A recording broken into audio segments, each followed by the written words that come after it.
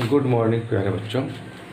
अवकलन की आज इस कक्षा में हम लोग अस्पष्ट फलनों के अवकलन करने के बारे में जानकारी प्राप्त करेंगे। उसके पहले आप लोगों के द्वारा उपलब्ध कराई गई जो हल की गई सामग्री है उसमें कुछ त्रुटियां हैं, उनके ऊपर एक संक्षिप्त चर्चा कर लें। उसके बाद हम इस पाठ को शुरू करेंगे। तो कल की जो दी गई सामग्री थी उसमें कुछ बच्चों ने कुछ गलत तरीके से हल किया है, उसको देख लेते हैं कि कौन कौन सी गलतियां आप लोगों ने की है। एक फलन दिया गया था D d x of cos x cube, इसका हमें अवकलन करना था और निश्चित रूप से यह कॉस एक्स क्यूब का फलन है, ये कॉस का फलन है, इसलिए इसका जो अवकलन होगा माइनस साइन होगा और साइन के साथ जो फंक्शन लगा हुआ है एक्स क्यूब, और साथ ही साथ चिन्ह सिस्टम के माध्यम से एक्स क्यूब का भी हमें एक बार और अवकलन करना पड़ेगा। तो D d x of x cube, अब जब हम एक्स क्यूब का जब अवकलन कर लेते हैं तो minus sine x cube into 3x square आता है। यहाँ तक तो लगभग सभी बच्चों ने सही हल किया है, लेकिन इसके बाद के जो स्टेप है उसमें उन्होंने गलती कर दी है। क्या किया है, यहाँ पर इन्होंने माइनस 3 साइन एक्स पावर 5 कर दिया गया है। ऐसा उन्होंने महसूस किया है कि एक्स क्यूब और एक्स स्क्वायर को मल्टीप्लाई कर देना है ताकि एक्स पावर 5 हो जा रहा है, जो कि यह गलत आ रहा है। यह 3x स्क्वायर एक अलग मान हो गया है और साइन एक्स क्यूब एक अलग फलन है, इसलिए इन दोनों फलनों में जो चर राशियां हैं उनका गुणा नहीं होगा, दोनों अलग अलग हैं। साइन एक्स क्यूब एक अपना एक अलग फलन है यहाँ से यहाँ तक, इसलिए इसका जो मान होगा वो minus 3x square sine x cube होगा। इस बात का आप लोग ध्यान रखेंगे। उसी प्रकार एक और फलन आप लोगों ने हल किया हुआ है कॉस रूट एक्स का, d d x of cos root x. जो गलती यहाँ पर हुई है वही गलती इसमें भी आप लोगों ने किया है। इसका जब हम हल करेंगे तो minus sine root x d d x of root x, और रूट एक्स को हम ले सकते हैं एक्स टू द पावर 1/2, और जब इसका सॉल्व करेंगे तो minus sine root x into 1/2 x बघाते ऋण 1/2 आएगा। और जब हम इसे और सरल करेंगे तो ऋण 1 यह ऋण घातांक ऋण है, इसलिए नीचे कर सकते हैं 2 root x into sine of root x. ये इसका सॉल्व होगा। जहाँ कहीं भी आप लोगों ने गलतियाँ की हैं उसको इसके अनुसार सुधार कर लेंगे। आइए अब हम लोग देखते हैं जो अस्पष्ट फलनों के अवकलन हैं उनको हम लोग कैसे हल कर पाएंगे। तो उसको हल करने के लिए हम आपको एक उदाहरण के माध्यम से हल करने का प्रयास करेंगे। अस्पष्ट फलन वे फलन होते हैं जिसमें x और y अलग अलग नहीं होते हैं, एक साथ जुड़े होते हैं, या फिर y के एक से अधिक फलन होते हैं, ताकि हमें यह पता नहीं चल पाता है कि dy by dx का मान कैसे प्राप्त करेंगे। आइए इसको हम लोग एक उदाहरण के माध्यम से देखते हैं। उदाहरण है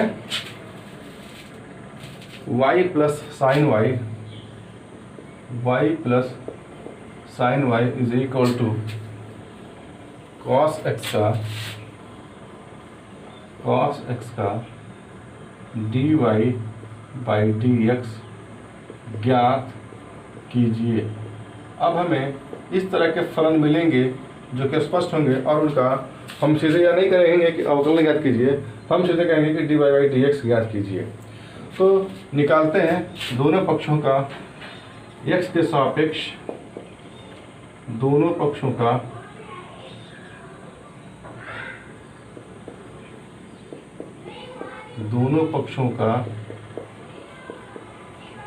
x के सापेक्ष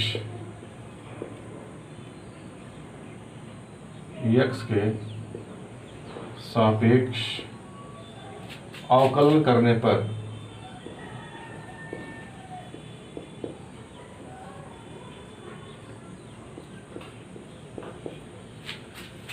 यहाँ पर जो समीकरण दिया गया है y plus sine y is equal to cos x. इसमें स्पष्ट है कि कॉस एक्स अपना एक अलग है, वाई और साइन वाई पूरा बराबर से अलग है। ये अब अभी भी यहाँ पर स्पष्ट है, लेकिन आगे कुछ और उदाहरण मिलेंगे जो कि बिल्कुल ही अस्पष्ट होंगे। फिर भी यहाँ पर देखते हैं एक्स का सापेक्ष d d x of y plus sine y is equal to d d x of cos x. इसका मतलब कि y का, अब ये दो फंक्शन दोनों जुड़े के योग के रूप में है, इसका मतलब कि दोनों का हम अलग अलग अवकलन निकाल सकते हैं। तो जब y का अवकलन करेंगे तो हमें मिलेगा dy बटे dx प्लस साइन y जब हम अवकलन करेंगे तो हमें मिलेगा cos y इंटू फिर y का अवकलन करेंगे तो dy बटे dx हमें इस तरीके से प्राप्त हो जाएगा। और cos x का माइनस साइन एक्स और फिर एक्स करेंगे तो d x upon D x, तो वो 1 आ जाएगा। इस तरीके से इसका अवकलन हमारा पास ये आया d y by d x plus cos y into d y by d x और equal to minus sine x. यहाँ पर देख रहे हैं कि यहाँ पर भी d y by d x है, यहाँ पर भी डी वाई डी एक्स है, और ये दो पद हैं। इन दोनों पदों में जो उभयनिष्ठ है d y by d x, इसको हम अलग कर लेते हैं। D y by d x हमने उभयनिष्ठ ले लिया। यहाँ बचा हमारे पास 1 और यहाँ बच गया cos y is equal to minus sine x. आगे हम करते हैं, अब d y by d x एक पद है, 1 प्लस कॉस वाई दूसरा पद है, ये दोनों मल्टीप्लाई के रूप में है। यहाँ पर हम d y by d x को छोड़ करके बाकी चीज़ों का पक्ष अलग कर देते हैं, तो minus sine x upon 1 plus cos y दिए गए समीकरण का d y by d x हमने प्राप्त कर लिया है। तो ये एक छोटा सा स्पष्ट फलन है। आइए कुछ और एक और उदाहरण देख करके हम लोग समझने का प्रयास करते हैं कि अस्पष्ट फलनों को और किस तरीके से हम लोग हल कर सकते हैं और किस तरह के अस्पष्ट फलन हमें देखने को प्राप्त होते हैं। आइए देखा जाए उदाहरण के रूप में।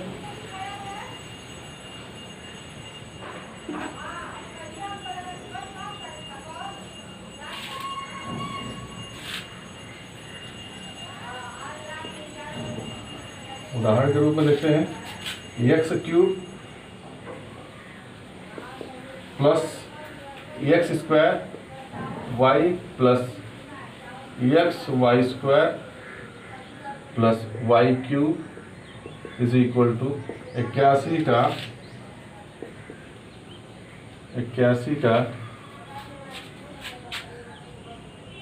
डी वाई बटे डी एक्स ज्ञात कीजिए।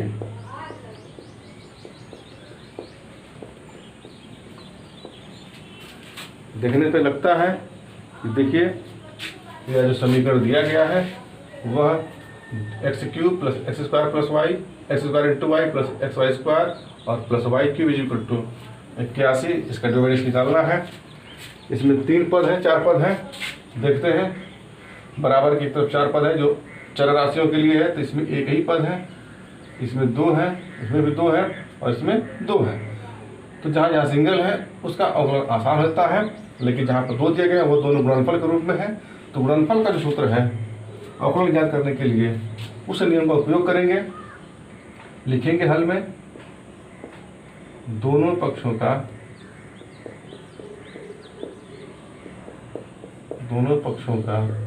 x के सापेक्ष अवकलन करने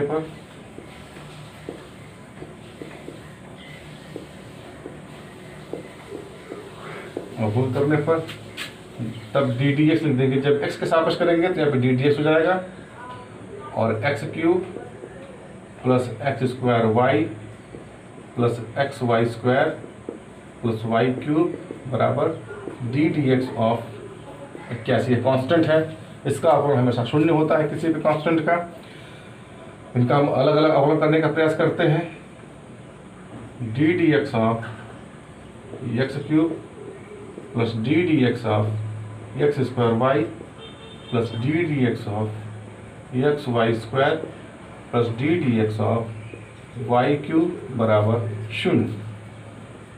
इसका मतलब जब एक्स क्यूब का जब हम अवकलन कर देंगे तो हमें मिलेगा 3x स्क्वायर प्लस यहाँ पर 2 है तो x square into d y by d x plus y into d d x of x square. यह इस पद का अवकलन है, दो पदों में आया हुआ है, प्लस यहाँ पर भी 2 पद है तो ये भी 2 पदों में आएगा। तो x into d d x of y square plus y square into d d x of x और प्लस वाई क्यूब का अवकलन मिलेगा 3y स्क्वायर और d y by d x is equal to 0। 3x square यहाँ मिलेगा plus, अब bracket को तोड़ते हुए जाएंगे तो x square d y by d x plus यहाँ मिल जाएगा एक्स स्क्वायर का हमें मिलेगा 2x, तो ये हो जाएगा 2xy फिर d x upon d x आएगा तो कट के जाएगा, तो यहाँ पर d y by d x नहीं रहेगा, यहाँ पर है इसमें नहीं रहेगा। प्लस यहाँ पर देखते हैं वाई स्क्वायर का 2y और into d y by d x भी रहेगा, तो यहाँ पर मिलेगा 2xy डी वाई बटे डी एक्स प्लस यहाँ पर x है तो d x upon d x 1 हो गया, तो वाई स्क्वायर और plus 3y square d y बटे डी एक्स बराबर 0। अब जहाँ जहाँ d y by d x है उनमें से कॉमन लेते हैं, तो एक यहाँ पर है, एक यहाँ पर है और यहाँ पर है, तो इनमें यदि हम डी वाई बटे डी एक्स कॉमन ले लेते हैं तो यहाँ बचता है हमारे पास एक्स स्क्वायर प्लस यहाँ बचता है 2xy और प्लस यहाँ बचता है 3y स्क्वायर और प्लस जो बचते हैं उनके कोष्टक में रख लेते हैं 3x स्क्वायर प्लस 2xy और plus y square is equal to 0। अब इस पूरी राशि को हम पक्षांतर कर देते हैं तो माइनस के साथ और इसे डिवाइड कर देते हैं, तो इसका मतलब यहाँ से d y by d x प्राप्त हो जाएगा minus 3x square plus 2xy plus y square बटे x square plus 2xy plus 3y square. ये आपका आंसर आ गया। D y by d x का हमने मान निकाल लिया जो कि इस रूप में आया हुआ है। उम्मीद करते हैं कि अस्पष्ट फलनों के अवकलन है वह आपको समझ में आ गया होगा। इसी प्रकार जो प्रश्न दिए गए हैं उनको हल करके हमें भेजिए। आज के लिए बस इतना ही, धन्यवाद।